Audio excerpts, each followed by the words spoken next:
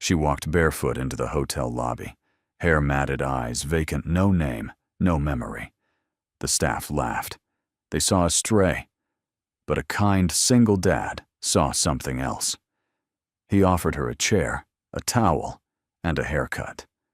What he didn't know, she was the richest CEO in America, about to fall deeply in love with the man who gave her back her dignity. If stories of kindness, love, and second chances move your heart, you're in the right place. Take a moment to subscribe and join us as we uncover one of the most unexpected love stories you'll ever hear. Now, let's begin. The rain had been falling for hours, not hard but steady like a quiet apology from the sky. Outside the grand revolving doors of the Carlton West Hotel, where every brick shimmered with wealth and power, a young woman crouched beneath the awning, soaked through, barefoot and trembling. She didn't look homeless in the usual sense. She looked lost, completely and utterly lost. Her hair hung in heavy matted strands over her face. Her jeans were torn, her sweater too thin for the cold. But the most startling thing wasn't her appearance, it was her eyes. Wide, vacant, and searching like a child separated from her mother in a crowd. Every sound, the screech of a car, the whoosh of an umbrella snapping open made her flinch. People passed her without stopping. A few looked. Most didn't. Inside the hotel lobby, manager Douglas Brenner stood with arms crossed and irritation building. "She's been out there nearly an hour," he muttered to the concierge. "Somebody call security." The concierge, a young man named Brian, shifted uncomfortably. "I tried speaking to her earlier. She doesn't respond. Just whimpers." Brenner scoffed. "God's sake, she's scaring guests. We've got a tech gala in 4 hours, and I don't need this kind of drama." Without waiting, he pushed through the door, umbrella in hand. The woman flinched at his approach. "Ma'am," he said, with the robotic courtesy of someone who had long since stopped caring. "You can't stay here. This is private property. I'll have to ask you to move along." She didn't move, didn't speak, only clutched her knees tighter to her chest, like the world was too big and she was too small to survive in it. His voice sharpened. "Ma'am, did you hear me?" When she still didn't respond, Brenner reached forward to tap her shoulder. "Please don't touch her," said a calm voice behind him. He turned, umbrella still raised, to find a man and a little girl standing quietly under their own shared umbrella. The man wore a worn army green jacket over jeans and a faded white apron, the kind restaurant workers wore. His boots were scuffed, his hands were rough, but his eyes were steady and kind, even as rain streamed down his face. His name was Jack Carter. Beside him, holding the umbrella's handle with both hands, was Lily, his 7-year-old daughter. A delicate figure with freckles, curious eyes, and a sense of calm far beyond her years. "I work maintenance here," Jack added. "But I'm not speaking to you as staff. I'm speaking to you as a human being. Please, step back." Brenner bristled. "Mr. Carter, this doesn't concern." "It does," Jack interrupted gently but firmly. Then he knelt. Right there on the wet pavement, he knelt beside the girl, close enough to share Lily's umbrella, but not close enough to frighten her. "It's okay," he said softly. "We're not here to hurt you. You're safe." The woman glanced sideways. Her lip quivered. Her fingers clutched her sweater tighter, as if holding on to the last thread of her identity. Jack didn't push. He simply looked over his shoulder and nodded once. Lily stepped forward. From her small backpack, she pulled out a simple wooden comb, worn from use, with Lily carved into the handle in a child's crooked handwriting. She held it out with both hands. "You can have this," she said quietly. "It helps when I'm scared. Maybe it'll help you too." The woman blinked. Slowly, achingly slowly, she reached out her trembling hand and took it. No one spoke. Not Brenner. Not Jack. Not even Lily. Because in that moment, something cracked inside the girl's eyes, not fully, not yet, but enough for a shimmer of something to return. Not memory, but maybe the sense that she wasn't invisible anymore. Jack stood taking off his jacket and draping it gently around her shoulders. "She can stay in the back room for now," he said to Brenner, without waiting for permission. "It's warm, quiet. No one will bother her."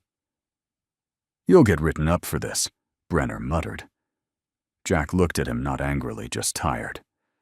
"I've been written up for worse. But I sleep better when I help people." 10 minutes later, Jack, Lily, and the nameless woman sat in the supply room behind the hotel's maintenance wing. He handed her a dry towel and gestured to a chair. "If it's okay, I can help you untangle your hair a bit. I used to cut my wife's hair. And Lily's too." The woman nodded slowly. Jack pulled out his barber kit, a relic from his days in the Navy, and began working, gently combing through knots with patience, never speaking unless she looked at him first. Lily sat on a nearby bench drawing something in her notebook, a smiling face, long hair, a little girl, and beside them, a man with kind eyes and scissors in his hand. That night, after the woman fell asleep on a cot with Lily's stuffed bear tucked under her arm, Jack finally exhaled. He didn't know who she was, but he had a feeling deep in his bones that whoever she used to be, her story wasn't over yet. And maybe, just maybe, his wasn't either. The next morning, the rain was gone, but the sky still hung low and gray, like the world was holding its breath. Inside the small break room at the back of Carlton West, the silence was soft, not heavy, the kind that wrapped itself around the people inside like a wool blanket. The woman was still asleep on the cot, curled under Jack's extra jacket, the wooden comb Lily had given her resting on the small table beside her. Lily sat cross-legged on the floor, humming gently as she colored in a drawing of the woman with smoother hair, brighter eyes, and a soft smile. The girl had always believed that sometimes, when words fail, pictures can speak for us. She was drawing hope one crayon stroke at a time. Jack stood by the small sink, filling an old bowl with warm water. He added a few drops of lavender soap, his late wife's favorite, and stirred it gently, letting the scent fill the room. He wasn't trying to fix her, this woman who hadn't spoken a word. He wasn't looking for answers.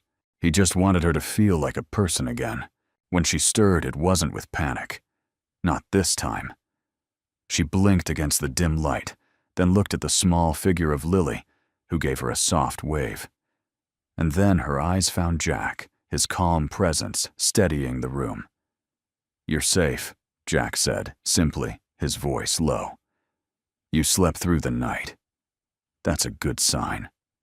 She didn't answer, but her eyes didn't dart away like before. That, to Jack, was enough. He set the bowl on the table and pulled over a clean towel. "If you'd let me," he said gently, "I'd like to help untangle your hair a bit. It might feel better." There was a pause. Then she gave the smallest nod. Jack didn't smile. He never wanted her to feel like she owed him anything, but there was something softer in the way he moved, with reverence, like he was being allowed to touch something fragile. He took out the wooden comb first. "It's Lily's favorite," he said, showing it to her again. "She only gives it to people she likes. That's a big deal, trust me." Lily giggled from the corner, but didn't interrupt. She kept coloring, her small legs swinging under the chair. Jack dipped the comb into the warm water, then gently began at the ends of her hair, slowly working through the knots. He took his time. Every stroke was patient, deliberate, respectful, as if each tangle he cleared was more than just hair. It was pain, fear, shame, confusion. Her shoulders trembled at first, but not from cold. Eventually, they relaxed. He didn't ask her name. He didn't ask where she was from or who she was running from, or why her hands kept clenching the edge of the chair when the wind rustled outside. Instead, he spoke of quiet things. "I used to do this for my wife," he said after a while. "She said it was the only time she could stop thinking. I think the rhythm of it, you know. It slows the noise down." The woman looked up for just a moment. Her eyes were misty, but there was the tiniest flicker of recognition, not of herself, but of something long lost. A feeling. Jack took that as permission to continue. "My daughter Lily, she's got more kindness in her pinky finger than I had in my whole 20s. When her mom passed, I thought I'd have to teach her how to be okay. Turns out she taught me instead." From the corner, Lily added brightly, "I'm good at hugs and pancakes." The woman gave a sound that was almost a laugh, just a short exhale through her nose. But Jack caught it. "I heard that," he said with mock seriousness. "You laughed. You're officially part of the family now." This time her eyes dropped in shy amusement. She didn't push the comb away. When the hair was fully detangled, Jack took out a clean towel and gently patted it dry. Then he picked up his old military-issued scissors, their silver dulled from years of use. He looked at her once more, waiting for a nod. She gave it. The first cut was silent, just the whisper of blades through strands of hair. Then another, and another. Jack moved with the certainty of someone who had learned the value of touch, the power of small rituals. Each snip felt like releasing a burden she hadn't even known she was carrying. Lily watched, still drawing whispering to herself, as she added stars around the woman's new hair. When he finished, Jack stepped back, not to admire, but to give her space. He held up a small mirror, the only one in the room. She looked at herself. Her breath hitched. It wasn't that she suddenly remembered her name, or her past, but for the first time in what felt like forever, she saw a face that looked human. Present. Dignified. A tear slipped down her cheek. Jack handed her a clean tissue. Still no questions. Only, "This you did great." Later, as she drank warm tea with both hands wrapped around the mug like it was an anchor, she looked at Jack with a new kind of clarity. She opened her mouth, and for the first time she spoke. "Thank you." 2 words. Raspy. Barely audible.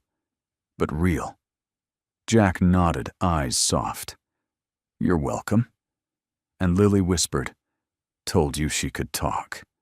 They all laughed awkward, gentle, unpolished, the kind of laughter that doesn't fix anything but makes the silence less heavy.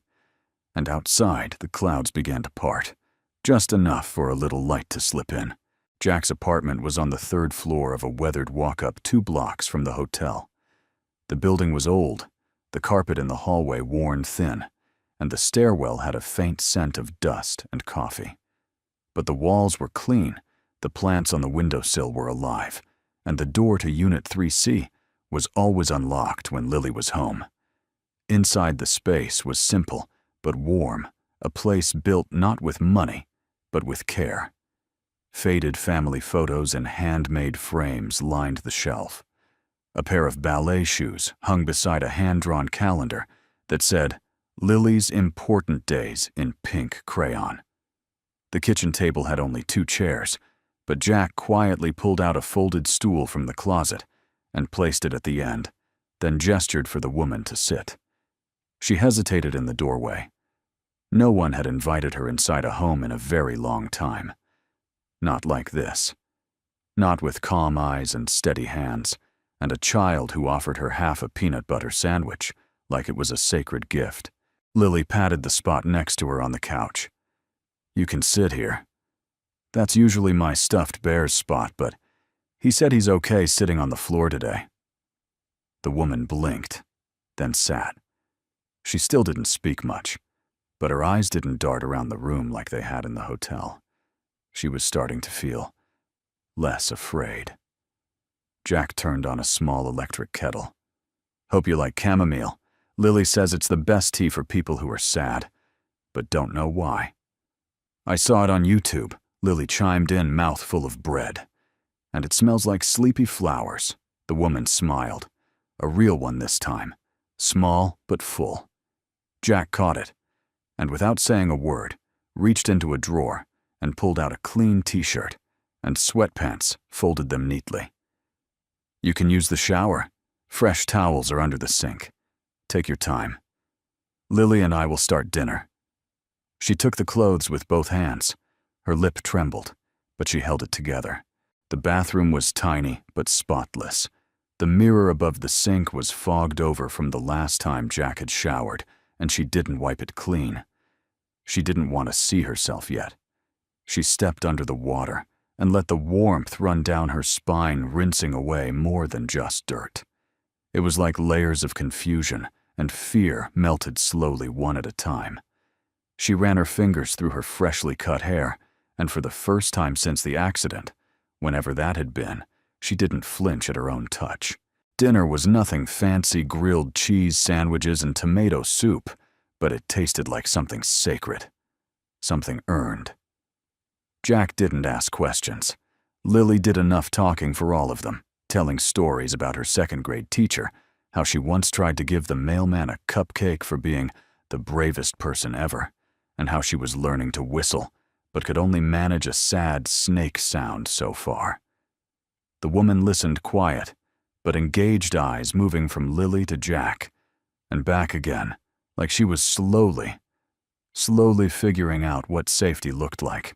That night, Jack offered her his room, but she insisted on the couch. He laid out an extra blanket. Lily brought her a small, stuffed unicorn. "Its name is Cloudy," she whispered. "He helps people sleep without bad dreams." The woman took it like it was made of glass. Her eyes shone, but she didn't let the tears fall. "Good night, Miss Sunshine," Lily said, sleepily curling up in her own room. Jack paused before turning off the lamp. "That's what Lily's been calling you. Hope you don't mind." The woman looked down at the unicorn in her lap. "No," she whispered. I don't mind." It was sometime after midnight when the nightmare came. Muffled screams, gasping, a crash. Jack was out of bed in seconds. He rushed into the living room to find the woman on the floor, tangled in the blanket, her breath coming in short, panicked bursts. She clawed at the air like something invisible was trying to take her. Hey, it's okay," Jack said, gently kneeling beside her, but not touching her yet. "You're safe. You're at my place, remember?" Her eyes were wide, lost. "It's just a dream," he said again. "Nothing's going to hurt you here." From the hallway, Lily peeked out, eyes sleepy. She held up Cloudy the unicorn and walked over. "Maybe he got scared too," she said softly. "But you can hold him. He's brave." Jack let Lily place the unicorn into the woman's hands. Slowly, her fingers closed around it. Her breathing slowed. Her shoulders relaxed. Jack helped her sit up, then offered her a glass of water. She took it with both hands. "I don't remember," she said in a hoarse whisper. "Who I am, where I'm from, why I keep seeing fire." Jack didn't flinch. He just nodded. "You don't have to remember everything tonight," he said. "You just have to remember this. You're not alone." And for the first time since she appeared on that cold sidewalk, the woman nodded back. By the time morning sunlight filtered through the windows, Jack found the couch empty. Panic shot through him, but then he saw her in the kitchen, barefoot, wearing Lily's world's best dad apron, trying to make toast. She looked up, a little embarrassed, but smiling. Jack grinned. "Careful. That toaster bites." She shrugged, lifting the butter knife like a sword. "I've survived worse." They both laughed, light, hesitant, but real. And somewhere deep inside her, something stirred. She still didn't know her name, still didn't know her past. But in this little apartment with a kind man and his extraordinary daughter, she was beginning to remember how it felt to be human again. By Tuesday morning, the Carlton West Hotel was already buzzing. Not from the usual conference prep or dinner service coordination, but from something much more potent in tightly wound professional spaces, curiosity dressed in gossip. "She's living with Carter now, isn't she?" whispered Marta from housekeeping, passing a tray of clean towels to a younger maid. "He found her outside the hotel," I heard the girl replied. "She wasn't even wearing shoes. Maybe she's his cousin," another offered. "Please," Marta scoffed. "You've seen how he looks at her. That's no cousin." Jack Carter, however, was too busy filling ice machines and fixing a broken radiator in room 214 to pay much attention. He'd worked at Carlton West for 3 years. People talked. Then they got bored. Then they found something else to whisper about. He was fine with that. What mattered was that Emily, as Lily had started calling her more often now, was safe, and she was healing. He knew it was a strange arrangement. A man brings a woman with no memory home to live with his daughter. It would sound crazy to most people. But for Jack, it was simple. She needed kindness. We had it to give. Back at the apartment, Emily was making progress, though she'd never admit it aloud. She had cleaned the entire kitchen without being asked. She had figured out how to get the old coffee maker to brew without leaking. And much to Lily's delight, she had taught the girl how to fold fitted sheets like a hotel maid. The skill seemed to come from instinct, but there were gaps, sharp, hollow spaces in her mind she couldn't access. Once, while setting the table, she caught sight of herself in the oven's reflective glass. Something about the way she moved, the way her hand held the spoon, a fleeting déjà vu. It was like her body remembered things her brain hadn't yet caught up to. Later that afternoon, she walked Lily to school, a routine Jack had insisted she didn't have to do, but she'd wanted to. The school was only a few blocks away. The air was crisp, the leaves a mix of gold and rust. Lily chattered the whole way. Emily found herself smiling, nodding along, laughing when Lily described a boy in her class who had tried to eat glue because it looked like frosting. When they reached the school gate, Lily paused and turned serious. "Are you going to leave?" she asked suddenly. When you remember who you are, Emily crouched to her level, surprised by the question. I don't know," she said honestly. "Would you be sad if I did?" Lily nodded. "A little. But I'd understand." Then Lily reached into her backpack and pulled out something small, a folded piece of paper. "This is my drawing of you," she said, shy now. "It's who I think you are." Emily unfolded it. A woman with short hair standing in front of a big sun. Behind her, a child smiling. And beside her, a man holding scissors and a heart-shaped balloon. Emily blinked fast, fighting the emotion rising in her chest. "Thank you," she whispered, pressing the paper to her heart. That evening, Jack came home with an extra bag of groceries and a grin. "You made the news," he said casually. Emily blinked. I did what Jack pulled out his phone, tapped a video, and handed it to her. It was a local channel, a clip from a press conference held by Evelyn Technologies, one of the country's leading tech firms in healthcare AI. Still no word from CEO Ava Lynn, who's been missing for nearly 3 weeks following a reported boating accident off the Connecticut coast. While authorities continue to search, board members have assured investors that operations remain stable. The screen showed a picture, a headshot of a woman in a navy blue suit, poised, confident, intelligent. Sharp cheekbones, focused eyes. Emily froze. Her own eyes widened, because she knew that face, or rather she knew the feeling of that face. It was the same as the one she saw in flashes, standing before glass boardrooms, giving instructions, speaking into microphones, holding the future in her hand. The woman on screen was her. Jack saw the color drain from her face. "You okay?" Emily didn't answer right away. She sat down slowly, phone still in her hand, eyes glued to the paused frame. "I think," she whispered, "I might be her." Jack leaned against the counter, not surprised, only quiet. "You don't have to know right now," he said. "Just because the world says something doesn't mean you have to rush toward it." Emily looked up at him. "But what if I have responsibilities? A company?" A family Jack met her gaze with steady calm. You also have a little girl's drawing on your fridge, a cup of tea in your hand, a second chance, maybe.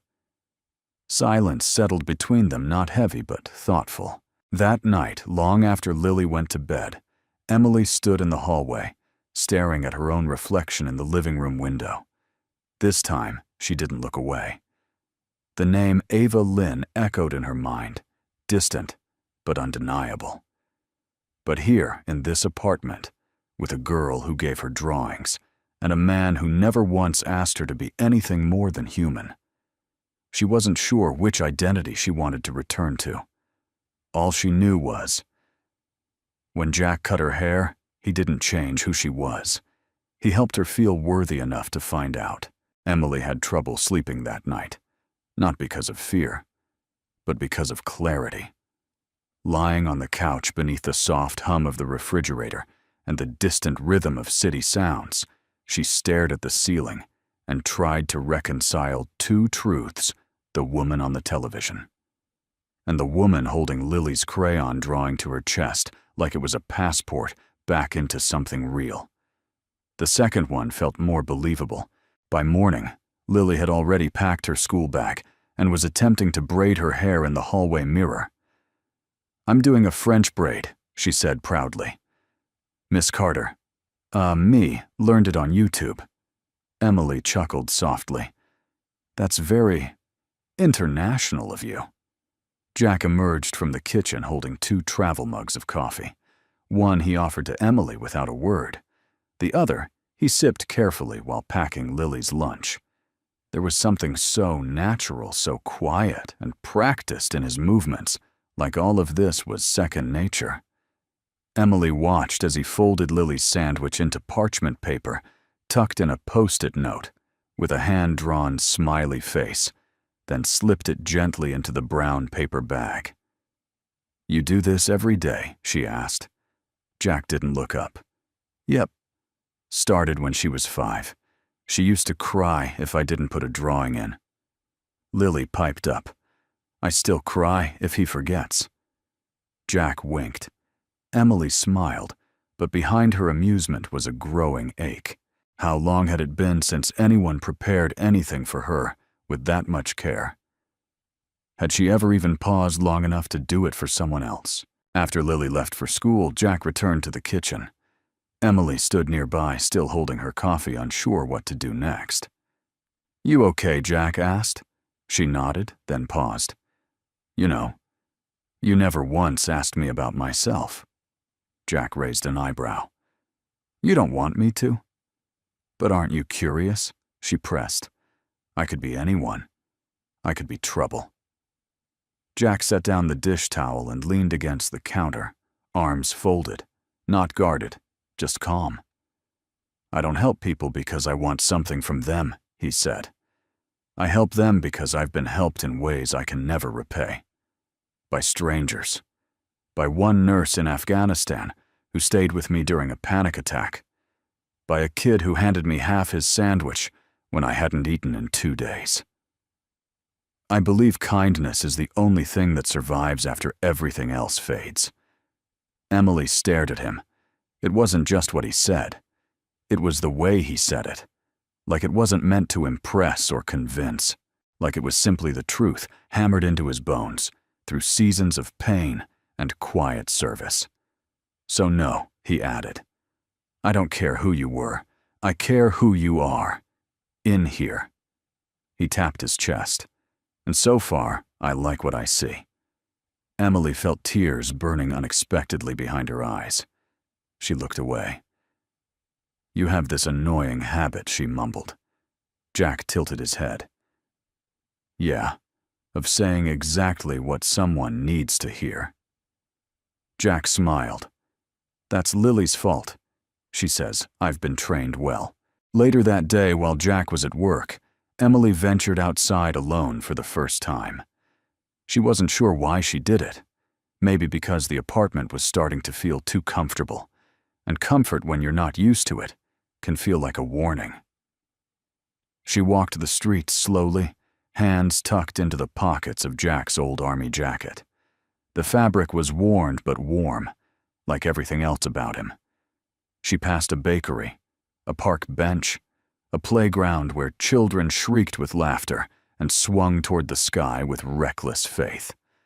At one corner, she stopped at a bookstore window. Inside, a display featured business bestsellers, including one she recognized, her own name on the cover. She stared at it, heart-thudding.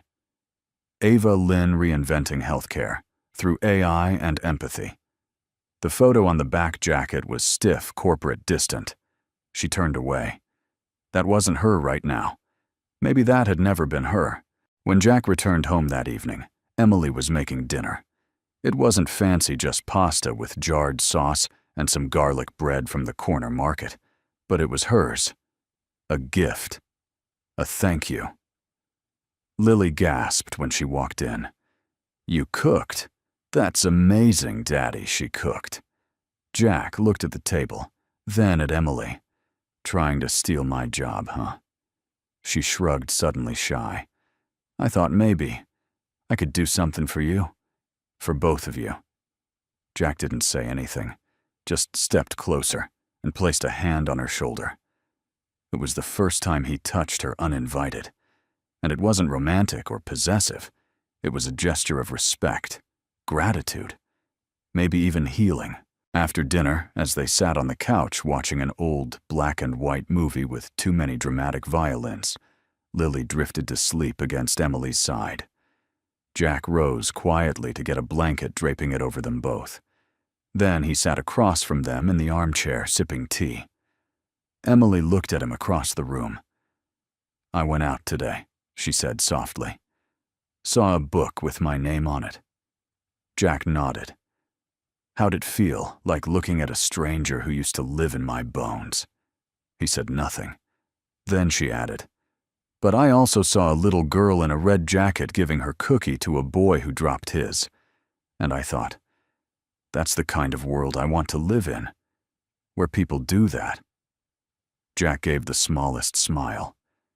"Then you're in the right place." Emily looked down at Lily, curled against her hand, still loosely holding the wooden comb. She still didn't know who she'd been. But in this little living room with garlic breadcrumbs on the floor, a VHS movie playing too loud, and a girl who trusted her enough to fall asleep without fear, she was beginning to know who she wanted to become. The apartment was quiet that night.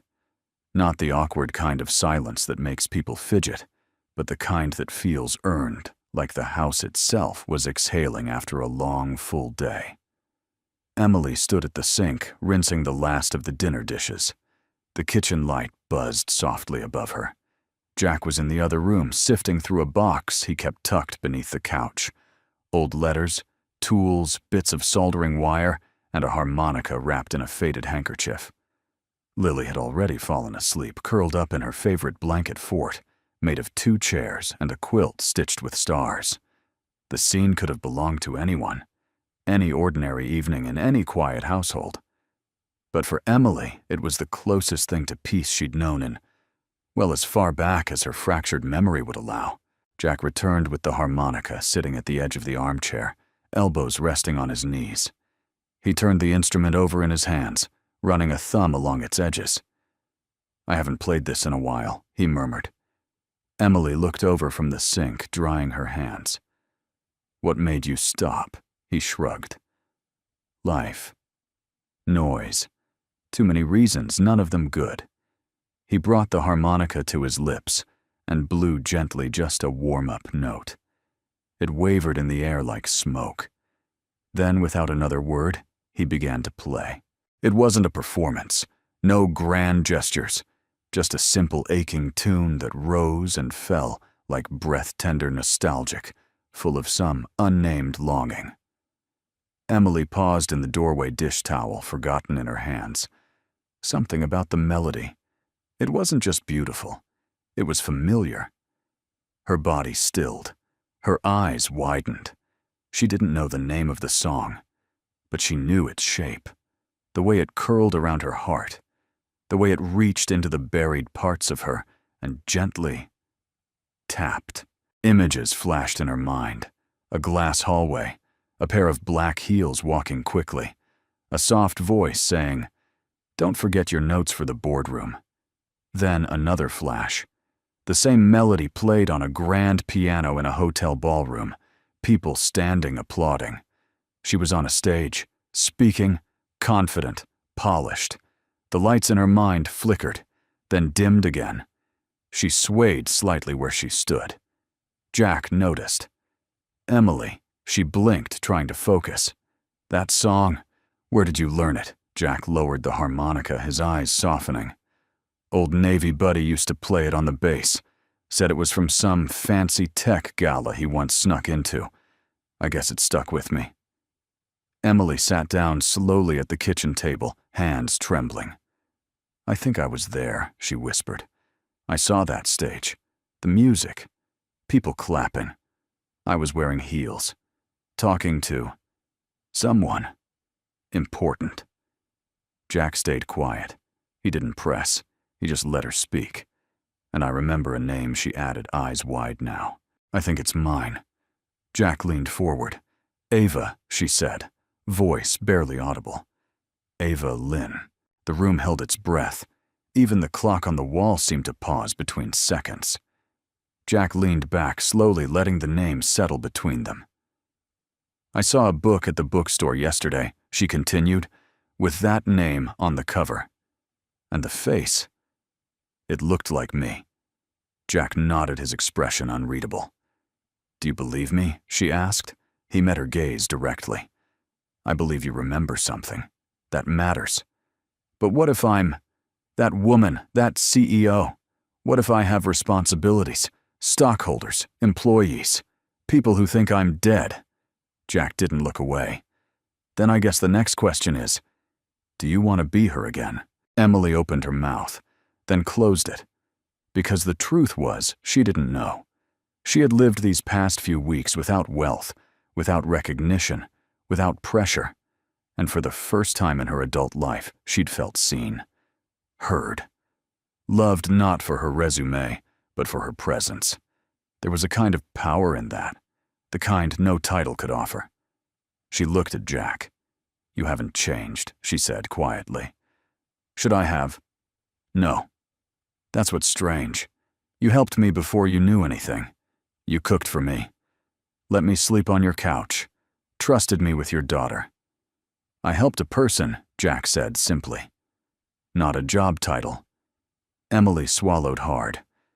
You don't want anything from me? Jack shook his head. No. Not even answers. Jack offered a small smile.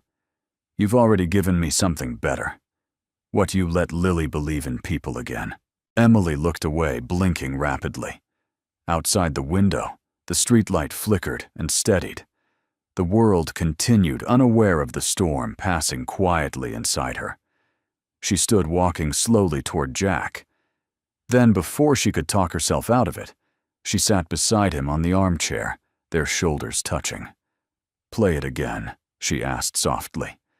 Jack raised the harmonica, and this time, when the music filled the room, Emily closed her eyes and let herself remember not who she was, but who she wanted to become. Saturday morning arrived with soft sunlight peeking through the apartment windows and the smell of toast burning slightly in the toaster. Jack muttered a curse under his breath, trying to save the last piece of sourdough, while Lily danced barefoot across the linoleum floor, humming off-key and chasing her stuffed unicorn Cloudy with a spoon like it was a wild animal. Emily sat quietly at the small table, her fingers wrapped around a mug of tea, watching the father-daughter scene with a distant smile. But inside she was anything but quiet. The melody Jack had played 2 nights ago still rang in her ears. The name Ava Lynn had returned again in her dreams, spoken in voices she almost recognized. And the book. That book in the bookstore window, the one with her face on it. She hadn't gone back. She hadn't needed to. Because ever since that night, everything in her body buzzed with unfinished memory.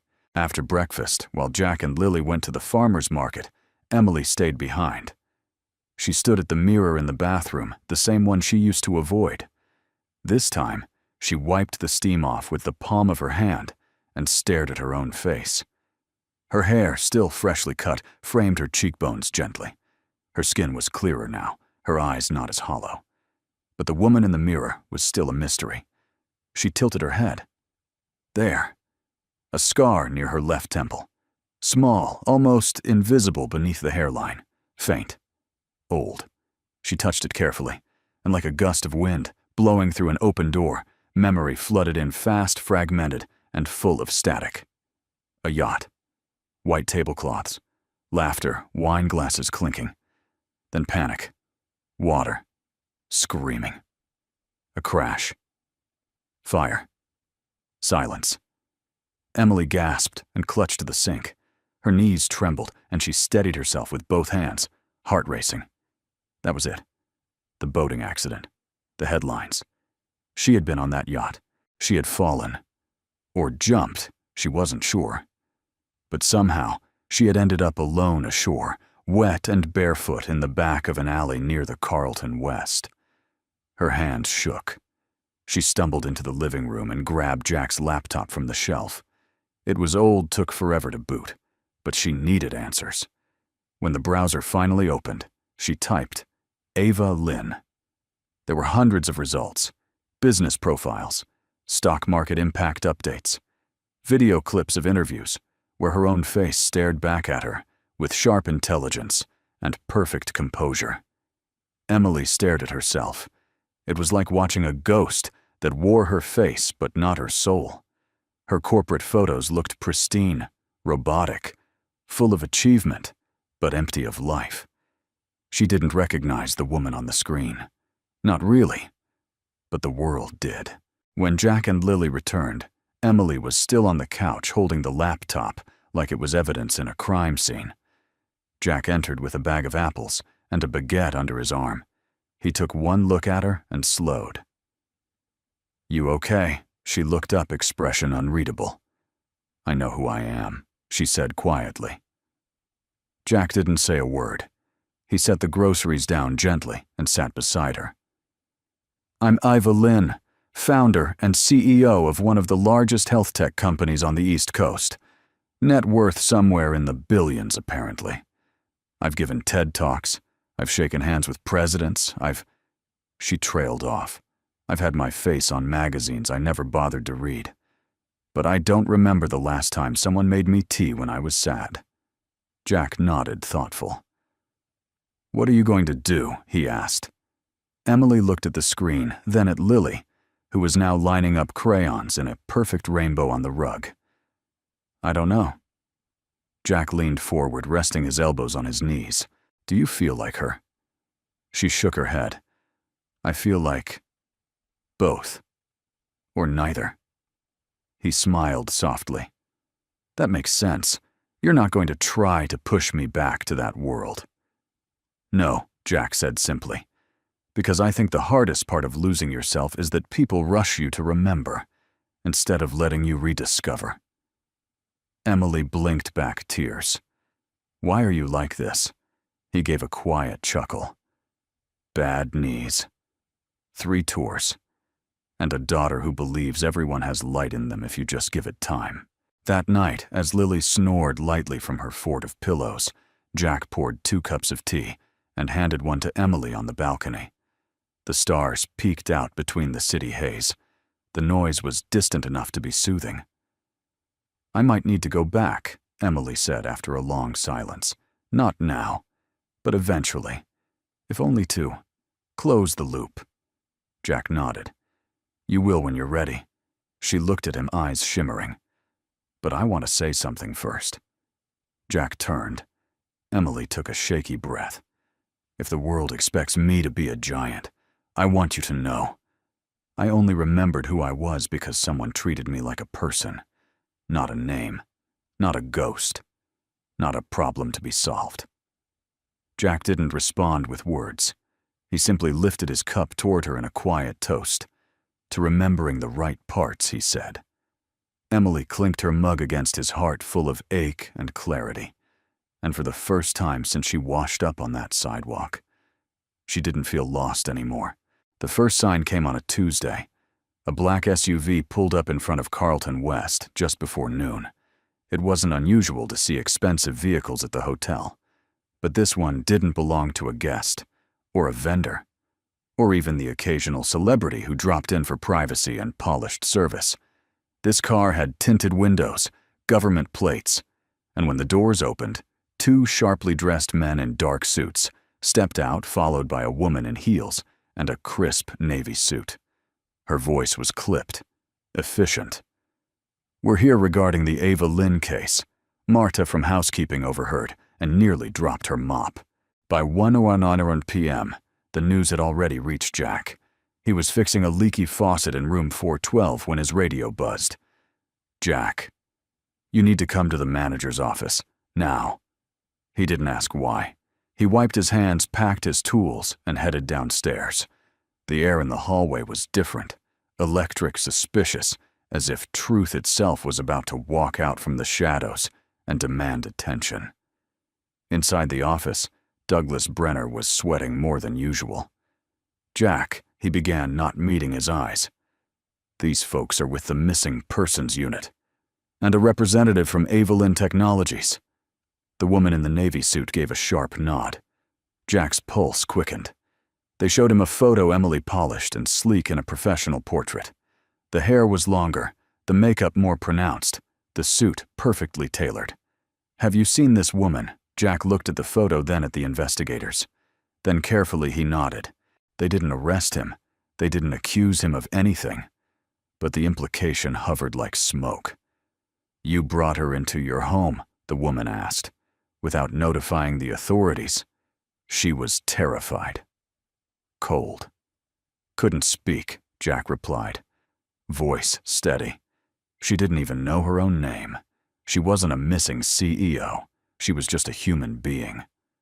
The woman narrowed her eyes. "You knew who she was eventually, though." Jack didn't answer. Because it wasn't a question, it was a trap. By 5:00 p.m., Jack had been suspended from the hotel. Not fired yet, but told in vague language that he needed to step back while the situation is investigated. When he arrived back at the apartment, his shoulders carried the weight of quiet fury. Emily was already standing in the doorway, her face pale. They came to the hotel. Jack dropped his keys into the dish by the door. "I know. I never meant for this to happen," she whispered. Jack looked at her. Really looked at her. "I believe you," her voice cracked. "I just wanted a little more time. I didn't think it would unravel like this." Jack's jaw tightened. "They suspended me," Emily gasped. "What?" "No, Jack, I'll be fine," he said too quickly. "We'll figure it out." That night the apartment felt different. Not cold, but hollow. Lily noticed. "Why aren't we having spaghetti night?" she asked softly, poking at her cereal dinner. Jack ruffled her hair. "Change of plans, sweet pea." Emily tried to help clean up, but everything she touched felt breakable now, fragile with guilt. Jack didn't stop her, but neither did he look at her much. When Lily went to bed, Emily lingered in the kitchen. "I should go," she said, finally. Jack leaned against the wall. "Where, I don't know. Back to my life. Or what's left of it." Silence. "Jack, I never meant to cause trouble. For you. For Lily. I didn't even know who I was when I showed up," Jack sighed. "And I didn't care who you were." Emily's voice was shaking. "But they did." "Yeah, they did." She stepped closer. "Say something real, please." He looked up. His eyes were tired. "You came into our lives like a storm, and I let you stay not because you were Ava Lynn, or a headline, or someone the world missed." He paused. "I let you stay because my daughter smiled at you, like she'd known you forever. And because I saw a woman who needed to be treated like she mattered, even when she couldn't remember why." Tears slipped down Emily's cheeks. Jack looked away. "You don't owe us anything. But you don't have to disappear again either." The next morning, Emily was gone. The bed was made. The sink was clean. cloudy, the unicorn had been placed gently beside Lily's pillow. Jack stood in the doorway for a long time, staring at the quiet space she'd left behind. Lily woke, rubbed her eyes, and looked around. "Where's Miss Sunshine?" Jack crouched beside her, voice tender. She had to go take care of something important. Lily thought about it. Then she picked up the unicorn and hugged it tightly. "She'll come back," she said, with the certainty only children can muster. Jack said nothing, but in his chest, something cracked quietly. Not anger, not even sadness, just absence. And yet deep down, he hoped Lily was right. Because you don't just forget a woman who came back to life in your living room. The media swarmed the front steps of Avalyn Technologies headquarters like bees to a dropped hive. Cameras, flashbulbs, reporters shouting over one another, clutching microphones like torches. The marble steps hadn't seen this much action since the company went public 5 years earlier. Is she really back? Will she address the boardroom takeover rumors? Was it all a publicity stunt? Inside, the air was chilled and humming with pressure. Employees stood shoulder to shoulder along the perimeter of the main hall. Security tightened their formation.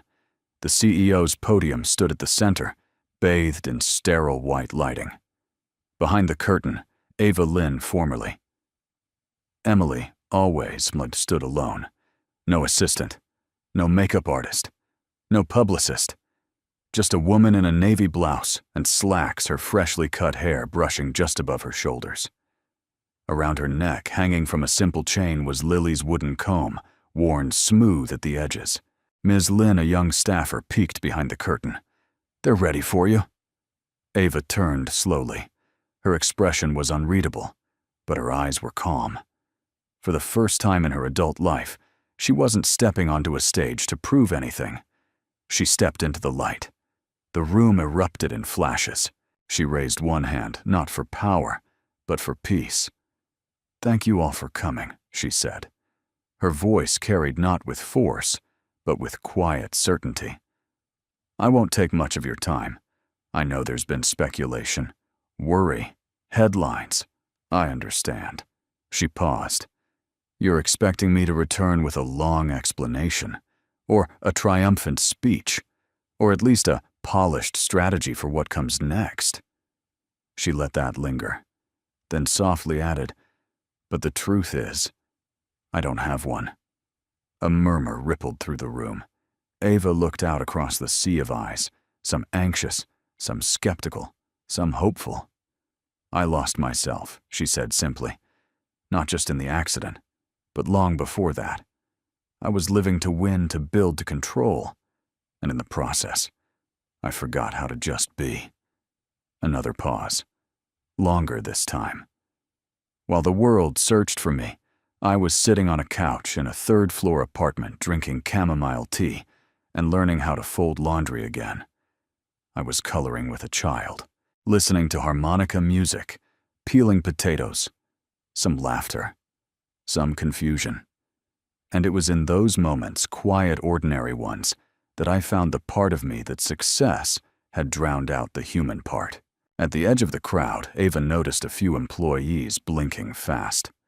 One wiped her eyes discreetly. Even the stone-faced head of legal looked slightly disarmed.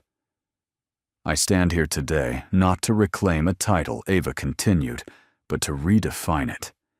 Because leadership isn't about being first, or loudest, or feared. It's about being kind. It's about seeing the invisible. And sometimes, it's about letting someone else make you a cup of tea when you're too broken to ask." She reached up and held the comb at her neck between two fingers. This belonged to a child who never asked who I was. She just knew I was worth something even when I didn't. A hush fell over the room. I'm still figuring out what comes next. But I know this Avalyn Technologies will move forward with humanity at its center. Not because it looks good on a mission statement, but because I now understand what it feels like to be on the other side of silence, and how much it means when someone breaks that silence with kindness. She stepped back from the podium, eyes steady. I'm not back. I'm becoming. The applause started small, one employee in the back, then another. Within seconds, it swelled into something thunderous. But Ava didn't stay for it. She turned, walked off stage through the hallway of executives, waiting to greet her with congratulatory smiles, and kept walking. That evening, the press called her a revolutionary, an icon, a survivor. But none of that mattered, because all she could think about was a small apartment with peeling paint, and a little girl's drawing still taped to the fridge. Across town, Jack sat on the stoop outside his building, sipping coffee from a chipped mug. Lily played nearby with sidewalk chalk, drawing smiley suns and houses with crooked chimneys. "Do you think she's okay?" Lily asked, coloring in a window. Jack nodded slowly. "Yeah, I do." Lily paused. "Do you miss her?" Jack didn't answer right away. Instead, he took another sip, then looked up at the sky. "I miss who I was when she was here," he said. "But people change us. That's the best thing they can do." Lily drew a heart beside the house and wrote Miss Sunshine in big purple letters. "She changed me too," she said. Jack smiled, and somewhere in the back of his mind, he wondered, would she ever come back? Or was she now too far above them, swallowed by the world that once nearly broke her? He didn't know.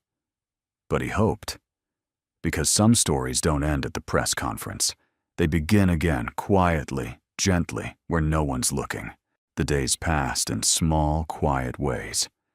Jack returned to his shifts at Carlton West after the investigation concluded. No charges, no write-ups. Just a few awkward nods from co-workers and a clipped apology from Manager Brenner that barely counted as words. "Looks like your instincts were not entirely misplaced," Brenner muttered, staring at his coffee. "She was Ava Lynn." Jack nodded once. She was Emily first. And that was the end of it. Back at the apartment, the rhythms resumed, but they weren't the same.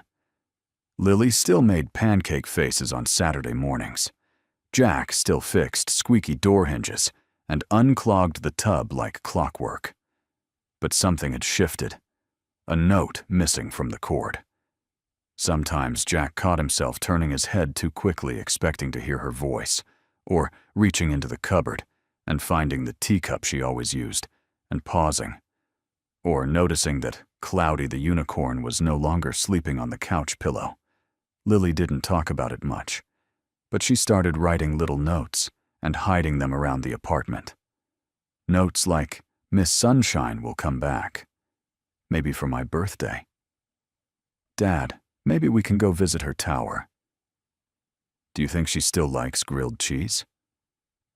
Jack never moved the notes. He left them where they were, because even though he didn't say it out loud, he missed her too. One evening after Lily had gone to bed, Jack opened the drawer beside his bed and took out the notebook he hadn't touched in years.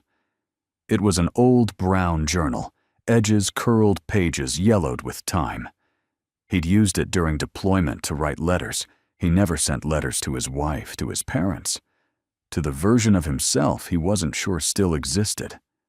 Now he flipped to a clean page, took a deep breath, and began to write. "Dear Emily, I don't know if this letter will ever find you. I don't even know if you're still the same person who slept on my couch and burned the toast twice in one morning. But I figured you should know a few things. First, Lily still talks about you, like you're her imaginary friend who went on vacation. She draws you into every picture, always with sunshine above your head. Second, I haven't changed the pillows on the couch. They still smell a little like lavender and rain. I keep telling myself I'll wash them next week. It's been 3 weeks. Third, you didn't break anything by leaving, but you did leave something behind. A shape, a space that still fits only you. Not because we need you to complete us, Lily, and I have been okay before, we'll be okay again. But because you reminded us what it felt like to let someone in and be better for it. That's rare, I don't know what your days look like now. Maybe you're wearing power suits again. Maybe you're in a boardroom while I'm unclogging a hotel sink. That's okay. Just don't forget the girl who gave you the wooden comb. And don't forget the man who gave you silence without expectation. You don't owe us anything. But if you ever find yourself walking down our block again, there's a seat at the table, still yours. Jack. He closed the notebook and stared at the page. The words weren't perfect. They didn't wrap anything in a bow. But they were true. And maybe that was enough. The next morning, Jack slipped the notebook back in the drawer, poured Lily a bowl of cereal, and packed her backpack like he always did. Life didn't stop for heartache, but it made space for it. Later that day, Jack passed the bookstore window again, the same one where Emily had once seen her own name and flinched. Now there was a different display, Ava Lynn's return. Not just a CEO, a story of becoming. He didn't stop to read it. He just looked, once, nodded to himself and kept walking. Because he didn't need a story written in headlines. He already knew the real version. It had been written in teacups, laughter, harmonica songs, and silence, and in the small, unmistakable feeling that some goodbyes weren't the end of something but the quiet beginning of its return. The community center smelled faintly of popcorn and floor wax. It was Community Kindness Day, a once-a-month event organized by local veterans and neighborhood volunteers. Free meals, free haircuts, and a table with donated jackets and warm socks for anyone who needed them. Jack had signed up to cut hair again. He hadn't touched his shears in weeks, but when the flyer showed up in Lily's school folder, we need barbers, even part-time ones. Lily had looked up at him and said simply, she'd want you to do it. So here he was, folding chair, clippers, apron tied over his old army jacket, scissors that still bore the faded initials from his Navy days. He worked quietly like always, gentle with the elderly patient with the children, his touch steady, his voice kind. But inside he carried a dull ache, the ache of something unfinished, something waiting. By mid-afternoon, the line had slowed. The last person, a wiry teenager with headphones, thanked Jack with a shy nod and jogged off toward the food tables. Jack wiped down his chair, stretched his back, and looked up, and froze. Because across the room, standing in the doorway, in a plain wool coat and soft gray sweater, was Emily. Not Ava Lynn. Not the woman from the magazines. Just Emily. Her hair was still short, tucked behind her ears. Her hands were tucked into her coat pockets. And around her neck, glinting in the low light, was the wooden comb Lily had once handed her like a sacred offering. She didn't move at first. Neither did Jack. Time stalled. Then slowly, Emily walked forward, stopping just shy of the folding chair. Jack's throat tightened. You came back. I never really left, she said softly. Just had to remember why I wanted to return. Jack nodded once, unable to find the words. Emily pulled something from her coat pocket and held it out. The scissors, his old barber shears. I think these belong to you, she said, placing them in his hands gently. You left them wrapped in the towel I used. I found them when I unpacked. Jack took them with both hands. I didn't mean to, I know, she whispered. But I kept them anyway. I guess I wasn't ready to let go. A beat passed. 2 heartbeats. 3. Are you here for a haircut? He asked, voice nearly breaking. Emily smiled, eyes shining. No, not this time.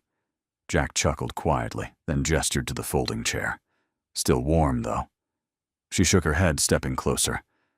I'm here for something else. Across the room, Lily spotted her. She'd been helping stack paper cups and pass out fruit snacks. But the moment she saw Emily, everything else fell away. She sprinted across the room, her arms open wide. Miss Sunshine. Emily dropped to one knee just in time for Lily to barrel into her, laughing and crying all at once. I knew you'd come back, Lily whispered into her shoulder. I just knew it. Emily hugged her tightly, pressing her face into Lily's soft hair. "I missed you," she murmured, "every single day." Jack looked away, blinking fast, but he couldn't keep the smile from spreading across his face. Later, after the last chair was folded and the leftover sandwiches packed away, the three of them stood outside under the soft gold light of the late afternoon sun. "So," Jack began, clearing his throat. "What happens now?" Emily looked up at him. "I stepped down," she said. "Evelyn Technologies will continue without me stronger, I hope. I gave them a new mission and they agreed. But I realized the only title I really missed was being someone Lily trusted and someone you respected." Jack swallowed hard, and he asked. Emily smiled gently. "And I'm hoping you still have room for a woman who doesn't own a yacht, but knows how to cook garlic bread without burning it this time." Lily grinned. "We never had enough garlic bread." Jack looked between the two of them. Then quietly he said, "We never had enough of you either." They walked home together, the way they had once walked to school and the market, and back again, this time, not as strangers, not as guests, but as something that felt like family. And when they reached the apartment building, Jack paused before opening the door. He looked at Emily. "You sure she took his hand?" "I'm not the same woman who got lost," she said. "I'm the woman who was found." Jack opened the door, his heart wide. Inside, the couch still had the extra pillow. The tea kettle was still warm. And on the fridge, Lily had taped a new drawing, 3 stick figures, a small house, and the words, "Home means the people who wait for you." It had only been a few days, yet the rhythm of their little home felt different. Not louder, not chaotic, just fuller. Emily wasn't staying in a hotel suite anymore. She was sleeping in the guest room across from Lily's, though Lily had knocked on her door each night always, with the same hopeful request. "Can I read you a bedtime story tonight, Miss Sunshine?" And each night Emily had said yes. Tonight was no different. Lily had picked a tattered copy of Charlotte's Web. She curled up beside Emily, head on her shoulder, reading with the slow determination of a 3rd grader. Her voice wobbled a little when she got to the chapter where Charlotte wrote, "Some pig in her web." Emily swallowed the lump in her throat. It wasn't just the book. It was this, the hum of a heater, the rustle of pages, the soft glow of a dollar store nightlight. This was the kind of warmth she never knew she'd needed. No boardroom could manufacture it. No quarterly report could predict it. In the kitchen, Jack stirred a pot of chili. His hand moved slowly, thoughtfully, something his former Navy buddies would call dad mode activated. He'd been quiet all day, more thoughtful than usual. Earlier that afternoon, he'd taken Emily on a walk around the neighborhood. No agenda, just sidewalks and stories. How the corner store once had a cat named Meatloaf. How the diner down the block made terrible coffee, but great peach pie. How the local librarian always gave Lily extra bookmarks even when she forgot to return books on time. Emily had listened, smiled, and asked questions, really listened. But what lingered in Jack's mind wasn't her laughter or even her thoughtful silence. It was something smaller, simpler. She knew how to walk at his pace, not ahead, not behind. With him. That night, they ate dinner at the small round table by the window. The table only had 2 chairs when Emily first came. Now, it had 3. Lily insisted on setting the table herself. She folded the paper napkins into triangle shapes and placed a plastic flower in the jelly jar as a centerpiece. When Emily sat down, Jack noticed the hesitation in her hands. She still wasn't used to being served, or welcomed, or expected. So he pulled out the last can of sparkling water from the fridge and set it beside her plate. "No brand name," he said, "but Lily swears it tastes fancy." Emily grinned. "It does. And the bubbles tickle." They ate. They laughed. They passed around second helpings. Lily dropped chili on her shirt and declared it a flavor badge. And then between bites, Emily grew quiet. She looked at Jack, then at Lily, then back at Jack. "I need to tell you something," she said. The room stilled. Jack set down his spoon. Lily blinked. Emily took a breath. "When I disappeared, when I got lost, I wasn't just walking away from a meeting. I was walking away from everything I thought made me who I was. The company, the money, the power. But the truth is, I didn't even know who I was to begin with." Jack nodded slowly. "I think a lot of us don't, until something stops us long enough to listen." Emily smiled faintly. "Well, I listened, and I heard you. Both of you. Every time you told me I was safe. Every time you gave me space. Every time Lily hugged me without asking who I was." Lily beamed. "Hugs don't need resumes." They all laughed. Then Emily's smile faltered slightly. "I've stepped down from the board permanently. I gave the foundation my shares. I don't want to go back." Jack looked at her, surprised, but only for a second. "What do you want instead?" She looked around the tiny apartment, at the worn wooden floor, at the steam on the window, at the child who had given her back her name. "I want to learn how to be someone's neighbor, someone's friend. Maybe," she glanced down shyly, "someone's family." Jack's voice was soft. "That sounds like a full-time job. I'm ready for it," she whispered. Later that evening, after Lily had fallen asleep with her arms wrapped around a stuffed otter and a half-open book on her chest, Emily found herself in the living room with Jack. They sat in silence for a while. No TV, no music, just the distant hum of the city outside. Jack finally turned toward her. "You still thinking about running?" he asked.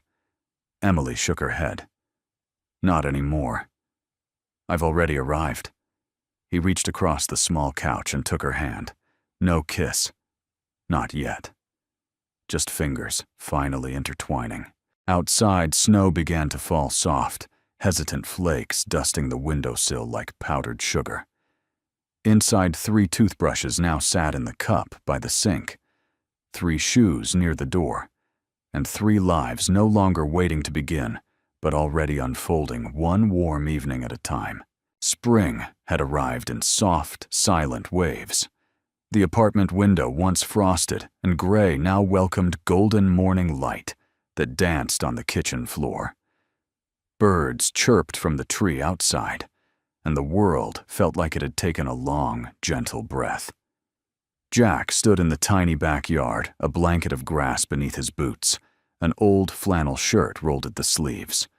A folding chair sat in the middle of the yard, the same one he'd used for years when giving Lily her Saturday haircuts.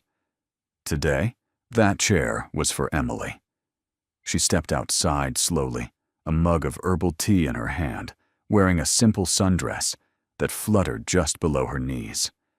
Her hair, thicker, now longer than the night he first met her, shimmered in the light. "I don't need a haircut," she said, her smile teasing. Jack raised an eyebrow. "Maybe not. But I owe you one." She laughed, then looked down at the chair, realizing the deeper meaning in the moment. It was full circle. She nodded and sat. Jack carefully draped a towel over her shoulders and gently brushed her hair back with his fingers. His hands, once calloused from war and work, now moved with a reverence born from months of healing forgiveness and love. He didn't cut anything that day. He just combed. And she closed her eyes. Lily watched from the porch steps, her knees tucked under her chin holding her sketch pad. She was drawing them her dad, her Miss Sunshine, and the backyard that had witnessed so many small miracles. Emily glanced at her and smiled. "What are you drawing, sweet girl, you?" Lily replied, "With hearts around your head." Jack chuckled. That accurate Emily didn't answer. She just reached for his hand and held it. That evening, Jack took Emily and Lily to the community garden. The place was blooming sunflowers, herbs, tomatoes climbing their stakes like curious children. Jack's neighbors waved at them as they passed. A few stopped to say hello to Emily, now familiar and loved. One older woman named Dolores whispered, "She's the one from the papers, right? The billionaire." Jack smiled. "She's Emily." Dolores grinned. "That's what matters." Later, they walked downtown to the cafe where Jack had once fixed a broken sink in exchange for pie. Emily had donated enough to renovate the whole place, but no one ever mentioned that. They just called her our sunshine, and that was enough. They ordered 3 slices of strawberry shortcake and sat at a corner booth with a foggy window and a squeaky bench. Lily slid in first. "Daddy, yeah, are we a family?" Now, Jack looked at Emily. Emily looked back. Jack's voice was steady. "We've been one for a while. We just didn't know it." A few weeks later, something extraordinary happened. It wasn't a public announcement, not a televised interview, just a letter, handwritten, from Emily. She sent it to every employee of her former company, thousands of them, from engineers to janitors, from secretaries to regional managers. The letter told the story not of the woman she had been, but of the woman she was becoming. She wrote about how she had been found not by accident, but by kindness. By a single dad who gave a stranger a haircut in a parking lot. By a little girl who offered bedtime stories instead of questions. By a world that healed when someone dared to slow down. She ended it with a simple line. "If you ever find yourself lost, look for the people who don't ask who you are, but how you're feeling. That's where you begin again." One afternoon in early summer, Jack took Lily to the barber shop. She wanted a short bob like Mommy's. He didn't correct her. He just smiled and said, "You got it, kiddo." Emily waited outside holding a small flower she picked along the sidewalk. She had been accepted into a teacher training program, something she never imagined doing, but now couldn't imagine not doing. She wanted to help kids like Lily. Kids like she used to be wondering if kindness was real, if safety could exist. Now she knew. Their evenings became rituals. Dinner at the round table. Walks through the neighborhood. Story time under shared blankets. Some nights Jack played guitar again, slow, soulful songs from his Navy days. And on one special night, under a sky scattered with stars, Emily joined him on the porch. She leaned her head on his shoulder. "I don't miss the penthouse," she whispered. Jack looked up at the stars. "I used to think I had to keep Lily safe with walls and rules. But turns out all she ever needed was to see me choose love over fear." Emily closed her eyes. "Me too." The next morning, Lily taped her newest drawing to the fridge. It showed 3 stick figures holding hands under a bright yellow sun. She had written 3 names in crayon beneath each one. Dad. Me. Sunshine. Emily saw it and froze. Tears welled up uninvited. Jack wrapped his arms around her from behind. "I guess you've been promoted," he whispered. She laughed through her tears. "To what home? We'd love to know, where are you watching from? Tell us in the comments below. It warms our hearts to see this beautiful community growing from every corner of the world." If this story touched you, please consider subscribing for more inspiring tales like this. Stories that remind us all that kindness still matters, and love can find us when we least expect it. Thank you so much for watching. We're grateful to have you here, truly. Until next time, take care of yourself and each other.